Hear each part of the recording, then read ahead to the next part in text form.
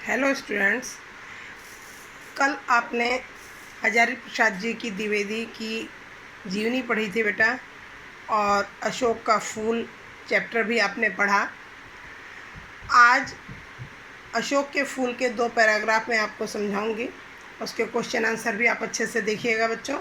देखिए, पुष्पित अशोक को देखकर मेरा मन उदास हो जाता है, इसलिए नहीं कि सुंदर वस्तुओं को हतभाग्य समझने में मुझे कोई विशेष रस मिलता है। कुछ लोगों को मिलता है, वे बहुत दूरदर्शी होते हैं। दूरदर्शी का अर्थ है बेटा दूर तक सोचने वाले।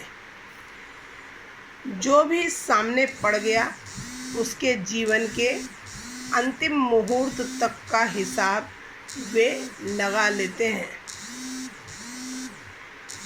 मेरी दृष्टि इतनी दूर तक नहीं जाती, फिर भी मेरा मन इस फूल को देखकर उदास हो जाता है।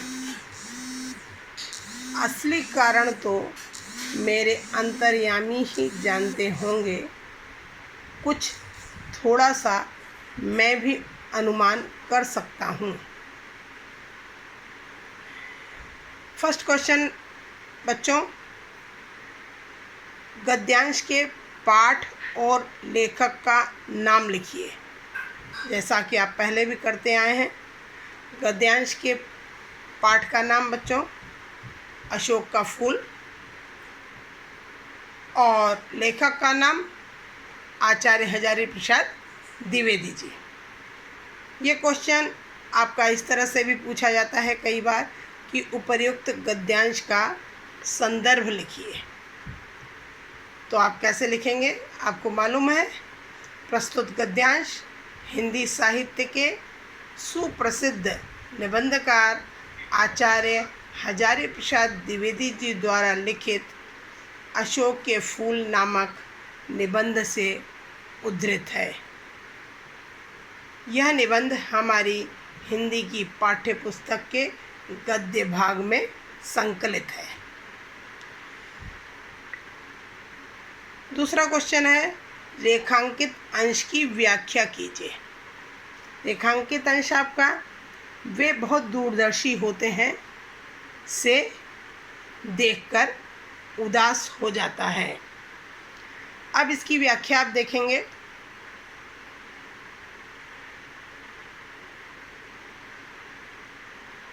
लेखक कहता है बच्चों कि जो दूसरों में दोष निकालकर स्वयं को उससे श्रेष्ठ सिद्ध करके स्वयं पर खुश होते हैं, ऐसे लोगों पर व्यंग करते हुए द्विवेदी जी कहते हैं कि ये लोग बड़ी दूर तक सोचने विचारने वाले होते हैं।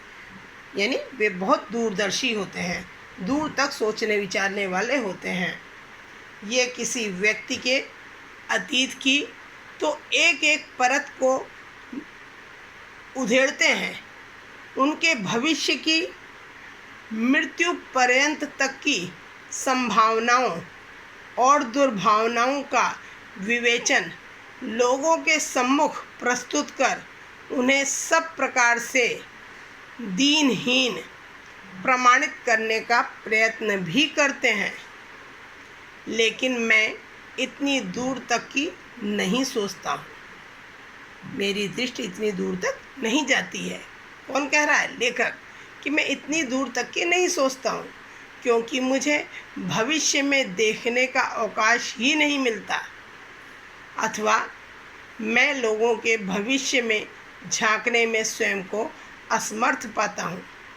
लेखक कहते हैं कि यद्यपि मैं दूसरों के भविष्य को भी देखने वालों की तरह बुद्धिमान अथवा विचारशील नहीं हूँ, फिर भी इस फूल को देखकर मैं उदास हो जाता हूँ। किस फूल को? अशोक के फूल को देखकर लेखक उदास हो जाता है। तीसरा क्वेश्चन है, किसे देखकर लेखक का मन उदास हो जाता है? बताइए बच्चों, बता सकते हैं? लेखक के शब्दों में भारतीय संस्कृति में अत्यधिक आदर योग्य अशोक के वृक्ष को पुष्पित होते हुए देखकर उनका मन उदास हो जाता है। चौथा क्वेश्चन है, कुछ लोगों को मिलता है। इस पंक्ति में लेखक क्या कहना चाहते हैं? कुछ लोगों को मिलता है, इस पंक्ति में लेखक यह कहना चाहते हैं कि वे आज पुष्पित अशोक को देखकर इसलिए उदास नहीं हैं कि वे अशोक के पुष्प की सुंदरता से ईर्ष्या करके और उसे अभागा बताकर अपने मन में प्रसन्न हो रहे हैं। यद्यपि संसार में कुछ लोग ऐसे होते हैं जो दूसरों में दोष निकालकर तथा स्वयं को उनसे श्रेष्ठ सिद्ध करके मन ही मन स्वयं पर प्रसन्न भी होते हैं। पांचवा क्वेश्चन है, लेखक के अनुसार कुछ लोग किस प्रकार दूरदर्शी होते हैं? लेखक के अनुसार कुछ लोग बड़े दूरदर्शी या काफ़ी दूर तक सोचने वाले होते हैं। वे किसी व्यक्ति के अतीत की तो एक एक परत उधेड़ते हैं, उनके भविष्य की मृत्यु पर्यंत तक की संभावनाओं और दुर्भावनाओं का विवेचन लोगों के समक्ष प्रस्तुत करके उन्हें सभी प्रकार से दीनहीन प्रमाणित करने का प्रयत्न भी करते हैं। अब दूसरा पैराग्राफ पढ़ेंगे, एक और समझिए। वह मुझे प्राचीन युग की बात मालूम होती है। आर्यों का लिखा हुआ साहित्य ही हमारे पास बचा है। उसमें सब कुछ आर्य दृष्टिकोण से ही देखा गया है। आर्यों से अनेक जातियों का संघर्ष हुआ, कुछ ने उसकी अधीनता नहीं मानी। वे कुछ ज़्यादा गर्वीली थी, यानी गर्व करने योग्य थी। संघर्ष खूब हुआ, पुराणों में इसके प्रमाण हैं। प्रमाण मीन्स सबूत है। यह इतनी पुरानी बात है कि सभी संघर्षकारी शक्तियाँ बाद में देव योनि जात मान ली गईं। पहला संघर्ष शायद असुरों से हुआ। यह बड़ी गर्वीली जाति थी। आर्यों का प्रभुत्व इसने कभी नहीं माना।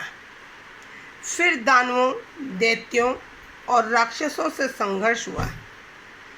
गंधर्वों और यक्षों से कोई संघर्ष नहीं हुआ। वे शायद शांति प्रिय जातियां थीं। भरहुत, सांची, मथुरा आदि में प्राप्त यक्षिणी मूर्तियों की गठन और बनावट देखने से यह स्पष्ट हो जाता है कि ये जातियां पहाड़ी थीं। हिमालय का देश ही गंधर्व और यक्ष और अप्सराओं की निवास भूमि है। पहला क्वेश्चन बच्चों, गद्यांश के पाठ और लेखक का नाम लिखिए। जैसा कि आपने ऊपर भी अभी पढ़ा है। गद्यांश के पाठ का नाम अशोक का फूल और लेखक का नाम आचार्य हजारी प्रसाद द्विवेदी जी। और उपर्युक्त अथवा करके कभी कभी आता है कि गद्यांश का संदर्भ लिखिए। संदर्भ भी मैंने अभी आपको समझाया है। तो अब आप सेकंड क्वेश्चन देखेंगे कि रेखांकित अंश की व्याख्या कीजिए। रेखांकित अंश की व्याख्या बच्चों आप देखिए, आर्यों से अनेक जातियों का संघर्ष हुआ। यहाँ से ध्यान दीजिए कि आर्यों ने जो कुछ लिखा वह अपने दृष्टिकोण के आधार पर ही लिखा। इसलिए यह आवश्यक नहीं है कि जो उन्होंने लिखा वह पूर्णतः यथानुरूप ही हो या ठीक ठीक ही हो। इसके उपरांत लेखक आर्य जाति के इतिहास पर प्रकाश डालते हुए कहते हैं कि आर्यों का अनेक जातियों से संघर्ष हुआ। उनमें से कुछ युद्धों में कुछ जातियों के साथ बहुत अधिक संघर्ष हुआ। उन जातियों ने अंत तक आर्यों से अपनी हार स्वीकार करके उनकी अधीनता स्वीकार नहीं की। ये वे जातियां थीं जो दूसरी जातियों की तुलना में अधिक गर्वीली थीं, अधिक गर्व करती थीं, अधिक घमंड करती थीं।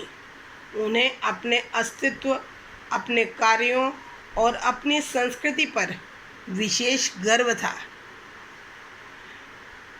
ये तुलना में ज़्यादा गर्व करने वाली थीं। पुराणों में भी इन जातियों से हुए आर्यों के संघर्ष के प्रमाण मिलते हैं। आर्यों से हुए विभिन्न जातियों के संघर्ष की बात इतनी अधिक प्राचीन है कि बाद में यह मान लिया गया कि ये सभी युद्ध करने वाली जातियां देवताओं की संतान थीं। देव योनि जात का मतलब देवताओं की संतान थी। तीसरा क्वेश्चन देखिए बच्चों, हमारे पास अब कौन सा साहित्य बचा है? ध्यान दीजिए।